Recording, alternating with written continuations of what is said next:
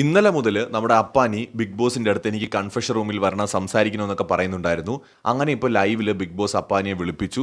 Big ബോസിന്റെ അടുത്ത് പോയിട്ട് പൊട്ടിക്കരഞ്ഞു കേട്ടോ അവിടെ ഇരുന്ന്. ഭയങ്കര കരച്ചിൽ. ഒരു വീഡിയോ ഇന്നലെ ഇട്ടിരുന്നു അപ്പാനി അനുമോൾ ബിൻസി വിഷയത്തെ കുറിച്ച്. ഞാൻ അതിൽ ഉദ്ദേശിച്ച കാര്യം കറക്റ്റ് മനസ്സിലായോ എന്ന കാര്യം അറിയില്ല. നിരത്തി പിടിച്ച ഒരു ചേച്ചി കമന്റ് ഇട്ടങ്ങ് നിറയ്ക്കുന്നുണ്ട്. ഞാൻ ഉദ്ദേശിച്ചത് ഇത്രയേ ഉള്ളൂ. അപ്പാനി അങ്ങനെ ഒരു സ്ട്രാറ്റജി ബിഗ് ബോസിൽ ഇറക്കിയിട്ടുണ്ടെങ്കിൽ അതിന് സ്ട്രാറ്റജി ആണെങ്കിലും ഇനി അത് എന്ത് കൈൻഡ് ഓഫ് റിലേഷൻഷിപ്പ് ആണെങ്കിലും അത് എത്ര പേര് അതൊരു വലിയ ഡിസ്കഷൻ ആക്കി എന്നുള്ള കാര്യം എനിക്കറിയില്ല. ഞാൻ ബിഗ് ബോസ് അപ്ഡേറ്റ് നോക്കുന്ന ഒരാളാണ്. ഞാൻ അവിടെ അപ്പാനി അല്ലെങ്കിൽ ഈ ബിൻസി കോംബോ അല്ലെങ്കിൽ അവരുടെ ലവ് സ്ട്രാറ്റജി എന്ന രീതിയിലൊന്നും വലിയ ഡിസ്കഷൻ ഞാൻ കണ്ടിട്ടില്ല. അനുമോള് വന്ന് ഇങ്ങനെ ഒരു സ്റ്റേറ്റ്മെന്റ് പറഞ്ഞ സമയമാണ് ഇതൊരു വലിയ കോൺട്രവേഴ്സി ആയി മാറിയത്. അപ്പൊ ഞാനിവിടെ ഇത്രയേ ഉദ്ദേശിച്ചുള്ളൂ. വെറുതെ എന്തിനാണ് ഈ ഒരു വിഷയം ഇട്ടുകൊടുക്കുന്നത് എന്നാണ് ഞാൻ പറഞ്ഞത്. ബിൻസി ആ ഫ്ലോറിലുള്ള ഒരു കണ്ടസ്റ്റന്റ് ആയിരുന്നെങ്കിൽ അനുമോൾ ഈ പറയുന്നതിൽ ഒരു കാര്യം ഉണ്ടായിരുന്നു. ബിൻസി പോയി. ആ ടോപ്പിക്കോ ആ സ്ട്രാറ്റജിയോ ആ റിലേഷൻഷിപ്പോ എല്ലാം അടഞ്ഞു. വലിയ ഡിസ്കഷൻ ഇല്ലാത്തൊരു സാധനം. ഇപ്പൊ 2-3 ദിവസമായി സോഷ്യൽ മീഡിയയിൽ അപ്പാനി ബിൻസി ടോപ്പിക്കാ വരുന്നത്. അപ്പാനിക്ക് ഒരു റിലേഷൻഷിപ്പ് ഉള്ളതാണ്. അപ്പം അവിടെയും ഇത് എത്രത്തോളം എഫക്ട് ചെയ്യും. ആളൊരു പ്രഗ്നന്റ് ലേഡി കൂടിയാണ്. ഇതൊക്കെയാണ് ഞാൻ പറഞ്ഞത്. ഇതൊന്നും മനസ്സിലാക്കാണ്ട് കുറെ ആൾക്കാർ എന്തൊക്കെയോ എന്ന് കമന്റ് ഇട്ടിട്ടുണ്ട്. എല്ലാ കമന്റും നാം കാണുന്നുണ്ട്. ഇപ്പൊ മനസ്സിലാക്കുന്ന ആൾക്കാർ ഇത് മനസ്സിലാക്കുക, അല്ലാത്ത ആൾക്കാരോടൊന്നും പറയാനില്ല. ഇന്നലത്തെ അതേ വിഷയവുമായി ബന്ധപ്പെട്ടിട്ട് വീണ്ടും കുറെ വീഡിയോസും അതും ഇതും ഷാനവാസിന്റെ പ്രതികരണവും അപ്പാനിന്റെ കരച്ചിലും അപ്പാനിക്ക് ഭാര്യനെ കാണണം, അങ്ങനെ കുറെ സംഭവങ്ങൾ ഇവിടെ നടക്കുന്നുണ്ട്. അപ്പം എന്റെ അഭിപ്രായം സ്റ്റാർട്ടിങ്ങിൽ പറഞ്ഞ ആ സാധനം വെച്ച് തന്നെയാണ് ഞാൻ പോകുന്നത്. എന്തൊക്കെ സ്ട്രാറ്റജി എന്തൊക്കെ റിലേഷൻഷിപ്പ് ആണ് അതിൽ കൊണ്ടുവന്നത്, അത് ശരിയാന്ന് ഞാൻ പറഞ്ഞിട്ടില്ല, അത് തെറ്റാന്നും ഞാൻ പറഞ്ഞിട്ടില്ല. ബിൻസി പോയ സ്ഥിതിക്ക് പോയ കണ്ടസ്റ്റന്റിന്റെ ടോപ്പിക് ഇവിടെ കൊണ്ടുവന്ന് ഇങ്ങനൊരു വിഷയമാക്കേണ്ടതുണ്ടായിരുന്നില്ല എന്നേ ഞാൻ പറയുന്നുള്ളൂ. അപ്പൊ നമുക്ക് വേഗം ഇന്നലെ ഷാനവാസ് പറഞ്ഞ കുറച്ച് ഫിലോസഫീസ് ഉണ്ട്, അതൊക്കെ ഒന്നിരുന്ന് കേൾക്കാം.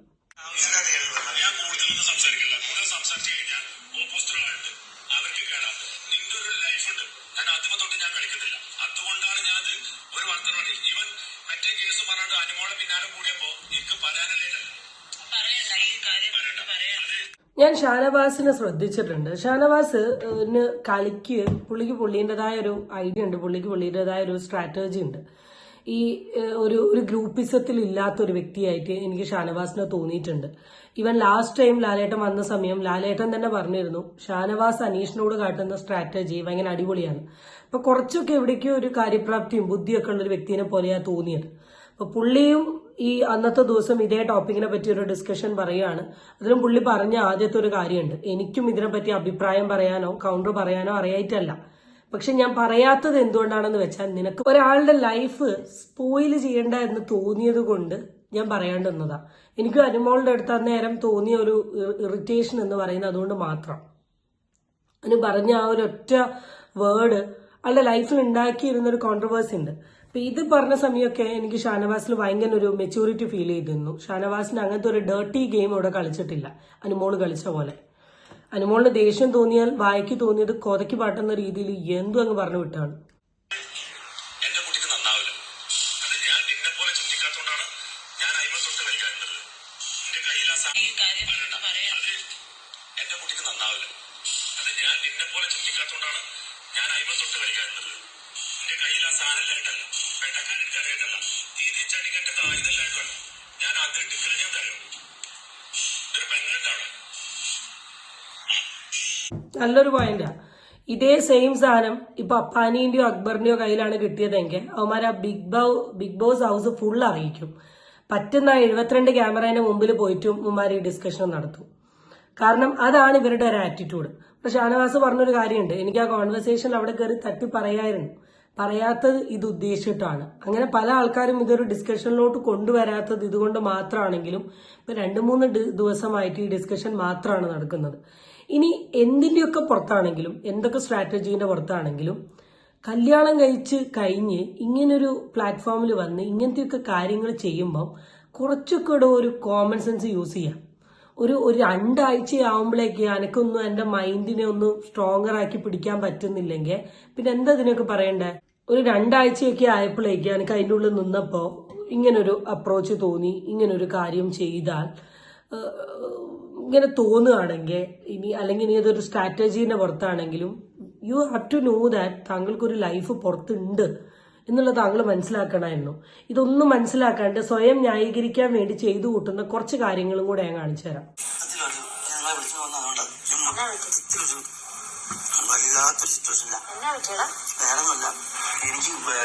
എനിക്കിവിടെ ചിരി വന്നൊരു സാധനം എന്താ അറിയോ? ഫൈനലി രേണു സുധീനെ ബിഗ് ബോസിൽ കണ്ടിരിക്കുകയാണ്. എത്ര ദിവസമായി ഈ പുള്ളിക്കാരിനെ ബിഗ് ബോസിൽ കണ്ടിട്ട്? ഇങ്ങനെ ഒരു വ്യക്തി ഉണ്ടോ എന്ന് വരെ ഞാൻ ആലോചിച്ച് പോയിട്ടുണ്ട്. ഇപ്പൊ കണ്ടതിൽ സന്തോഷം അപ്പാനി, ഇനി കാരണം ആ ഒരു ഗുണമുണ്ട്. അപ്പൊ ഫൈനലി അപ്പാനി രേഷ്മേനെ കൊണ്ടുപോയി സംസാരിക്കുന്ന കാര്യങ്ങളൊന്ന് കേൾക്കാം.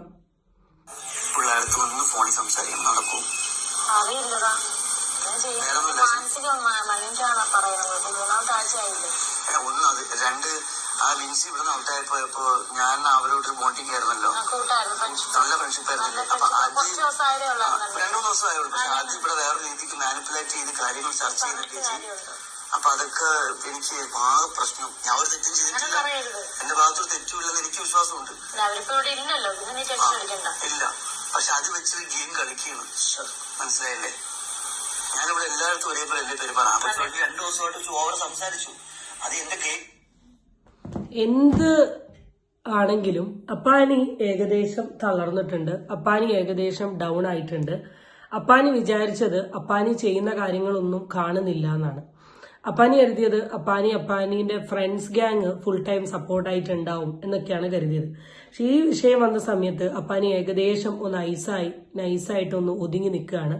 പല വഴിയും അപ്പാനി പല ക്യാമറ സ്പേസും കിട്ടുന്ന ഏരിയയിൽ പോയിട്ട് ഈ വിഷയത്തെ പറ്റി ഇങ്ങനെ സംസാരിക്കുന്നുണ്ട്. അപ്പാനിയുടെ കുഴി തോണ്ടിക്കൊണ്ട് നിൽക്കുക തന്നെ എനിക്ക് ഈ വിഷയത്തെ കുറ്റി പറയാനുള്ളൂ. കാരണം അപ്പാനി തന്നെയാണ് വീണ്ടും ഇത് ഡിസ്കസ് ചെയ്യുന്നത്. അനു പറഞ്ഞു, സോറി പറഞ്ഞു, ആ വിഷയം അവിടെ സോൾവ് ആയി വിടുക, വേറെ കണ്ടന്റ് വേറെ കാര്യമായി പോവുക. നിങ്ങൾ തന്നെ ഡെയിലി ഇതിനെപ്പറ്റി ഇങ്ങനെ സംസാരിച്ചുകൊണ്ടിരുന്ന ഓരോ ആൾക്കാരുടെ അടുത്ത് പോയി സംസാരിക്കുമ്പോൾ ഇപ്പൊ ഷാനവാസ് തന്നെ പറഞ്ഞ കാര്യങ്ങൾ കേട്ടോ, അതിന്റെ രേണുവിന്റെ അടുത്ത് പോയിട്ട് അങ്ങനെയല്ല കേട്ടോ, ഞങ്ങൾ ഫ്രണ്ട്ഷിപ്പാണ്, ഞങ്ങൾ ബെസ്റ്റ് ഫ്രണ്ട്ഷിപ്പാണ്, വേറെ പ്രത്യേകിച്ചൊന്നുമില്ല, ഇങ്ങനെ പറഞ്ഞ് ഈ സംശയം ഇല്ലാത്തവരുടെ മനസ്സിലും സംശയം തോന്നിപ്പിക്കുന്ന കളിയാണ് ഈ ചെയ്യുന്നത്. എന്തിന്റെ ആവശ്യം? ഭാഗമായിട്ട് സംസാരിച്ചതാണ്. അതിന് വേറെ രീതിക്കൊക്കെ എനിക്ക് മനസ്സിലാവുന്നില്ല. പല ആളുകളല്ലേ ഇവിടെ. എന്ത് പറയാനാ? ടെൻഷൻ അടിക്കണം, നിന്റെ ഗെയിം ഡൗൺ ആവരുത്. അത് ടെൻഷൻ അടിച്ച് ഗെയിമൊന്നും ഡൗൺ ആവുന്നില്ല. പക്ഷെ എനിക്ക് ഞാൻ ആർക്കോട്ട് ഇതിന്റെ അകത്ത് വന്നേ, എന്റെ ഭാര്യയ്ക്ക് മക്കൾക്ക് വേണ്ടി ഇവിടെ വന്നേ. ഭാര്യയ്ക്കും മക്കൾക്കും വേണ്ടിയിട്ടാണ് വന്നതെങ്കിൽ ഇങ്ങനൊരു കാര്യം ചെയ്യണ്ടായിരുന്നു. ഇപ്പൊ അവിടെ അക്ബർ ഇരിക്കുന്നുണ്ട്, ബാക്കി പല ആൾക്കാരും അവിടെ ഇരിക്കുന്നുണ്ട്. ഇവരാരും ടെൻഷൻ അടിക്കുന്നില്ലല്ലോ. ഇവരെല്ലാരും പരസ്പരം അങ്ങോട്ടും ഇങ്ങോട്ടും ഈ ഫ്രണ്ട്ഷിപ്പ് തന്നെയല്ലേ വെച്ചേ. വൈ അപ്പാനിക്ക് മാത്രം ടെൻഷൻ? വൈ അപ്പാനിയുടെ പേര് മാത്രം എടുത്തു പറഞ്ഞു? ഏതോ ഒരു പോയിന്റില് നിങ്ങൾ കാണിച്ചതിലും ചെറിയൊരു മിസ്റ്റേക്ക് സംഭവിച്ചിട്ടുണ്ട്. അത് നിങ്ങൾ അഡ്മിറ്റ് ചെയ്യും, അത് നിങ്ങൾ സമ്മതിക്കുക, വിഷയം തീർന്നു. ഇനി സമ്മതിക്കാൻ അല്ലെങ്കിൽ ഈ ടോപ്പിക് ഇവിടെ വിടുക. വെറുതെ ഈ കടന്ന് ചർച്ച ചെയ്ത് ഒരു വിവാദം ഉണ്ടാക്കാൻ. അത്രയ്ക്ക് പേടിയുള്ള ഒരാളാണെങ്കിൽ ഒരിക്കലും ഇങ്ങനത്തെ തരത്തിലുള്ള കാര്യങ്ങൾ ചെയ്യാൻ പോവരുത്. അതെനിക്ക് പറയാനുള്ളത്, ചെയ്യാൻ പോവരുത്. ഈ പോയി കഴിഞ്ഞതിന് ശേഷം അവിടെ കിടന്ന് കരഞ്ഞിട്ട് എന്തേലും കാര്യമുണ്ടോ അപ്പാനി? അപ്പൊ അവർക്കൊരു വിഷമം തരുന്ന ഒരു അംശം പോലും നടക്കാൻ പാടില്ലെന്ന് ഞാൻ ആഗ്രഹിക്കുന്നുണ്ട്. ഇവന്മാർ ഇങ്ങനത്തെ കേസുകളും വാക്കുകളൊക്കെ അവിടെ നിന്ന് ഇവിടെ നിന്നൊക്കെ ഒരു കണ്ടന്റ് ഉണ്ടാക്കാൻ വേണ്ടി ഓരോന്ന് വിളിച്ചു പറയുമ്പോൾ ഞാൻ എന്താ ചെയ്യണ്ടേ? ശരിയാണ്, അത് ഞാനുമായിട്ട് നല്ല ഫ്രണ്ട്ഷിപ്പായിരുന്നു, പോയപ്പോ എനിക്ക് വിഷമമായി. ഞാൻ ഈ വിഷയത്തെ പറ്റി അധികം പറയുന്നില്ല. ഞാനും ലൈവ് സ്ട്രീമിംഗ് കണ്ടുകൊണ്ട് നിൽക്കുന്ന ഒരു വ്യക്തിയാണ്. ഞാനും ലൈവ് കാണലുണ്ട്. അതുപോലെ തന്നെ അപ്പാനീന്റെ ഫാൻ ഫോളോവേഴ്സും അല്ലെങ്കിൽ അപ്പാനീന്റെ ഭാര്യയും ഈ ലൈവ് കാണുന്നുണ്ട്. അപ്പാനി ഏത് രീതിയിലാണ് ബന്ധം കൊണ്ടുപോയതെന്നും അപ്പാനി ഏത് രീതിയിലാണ് അത് കൺക്ലൂഡ് ചെയ്തത് എന്നുള്ളതും എന്തൊക്കെ കോൺവെർസേഷനാണ് അവിടെ ഉണ്ടായിട്ടുള്ളത് എന്നും ബിൻഷിക്കൊച്ചേ എന്ന് പറയുന്ന വിളി എന്താന്നുള്ളതൊക്കെ എല്ലാവർക്കും അറിയാം. പക്ഷേ ഒരു വീണ്ടും ഇതൊരു ഡിസ്കഷനിലോട്ട് കൊണ്ടുപോകരുത് എന്നൊരു അഭിപ്രായം മാത്രമേ ഉള്ളൂ. ബൈ കൺസിഡറിങ് അപ്പാനീസ് വൈഫ്, പ്രഗ്നന്റ് ആയൊരു ലേഡിയാണ്, അവരെ കൺസിഡർ ചെയ്ത് മാത്രമാണ് ഞാൻ ഈ ഒരു കാര്യം പറഞ്ഞത്. ഇന്നലെ മുതൽ നമ്മുടെ അപ്പാനി ബിഗ് ബോസിന്റെ അടുത്ത് എനിക്ക് കൺഫെഷൻ റൂമിൽ വരണം സംസാരിക്കണമെന്നൊക്കെ പറയുന്നുണ്ടായിരുന്നു. അങ്ങനെ ഇപ്പൊ ലൈവില് ബിഗ് ബോസ് അപ്പാനിയെ വിളിപ്പിച്ചു. ബിഗ് ബോസിന്റെ അടുത്ത് പോയിട്ട് പൊട്ടിക്കരഞ്ഞു കേട്ടോ അവിടെ ഇരുന്ന്. ഭയങ്കര കരച്ചിലൊക്കെ ആയിരുന്നു. സംഭവം എന്റെ വൈഫ് പ്രഗ്നന്റ് ആണ്, സോ അവരൊക്കെ ഓക്കെ ആണോ എന്ന് എനിക്ക് അറിയണം. ഞാൻ ഇവിടെ വന്നത് എന്റെ മക്കൾക്കും വൈഫിനും വേണ്ടിയിട്ടാണ്. അപ്പോ ഞാൻ ഇവിടെ അതുകൊണ്ട് തന്നെ പലരുമായിട്ടും എനിക്ക് ഭയങ്കരമായിട്ട് അടുത്ത് പെരുമാറേണ്ടതായിട്ടൊക്കെ വന്നിട്ടുണ്ട്. ഓവറായിട്ട് സംസാരിക്കേണ്ടി വന്നിട്ടുണ്ട്. പലരുമായിട്ടും കൂടുതൽ അടുത്ത റിലേഷൻസ് ബിൽഡ് ചെയ്യേണ്ടതായിട്ട് വന്നിട്ടുണ്ട്. പക്ഷെ അതൊക്കെ ഗെയിമിന്റെ ഭാഗമായിട്ടാണ് എന്നാണ് അപ്പാനി പറയുന്നത്. സോ അതല്ലേ അപ്പാനിക്ക് ഇനി ഇവിടെ കിടന്ന് പറയാൻ പറ്റൂ. ഞാൻ മാക്സിമം ഈ വിഷയത്തിൽ പറ്റി അധികം സംസാരിക്കരുത്, എന്റെ വായെന്ന് പലതും വീണു പോകരുത് എന്ന് ആഗ്രഹിക്കുന്ന ഒരു വ്യക്തിയാണ്.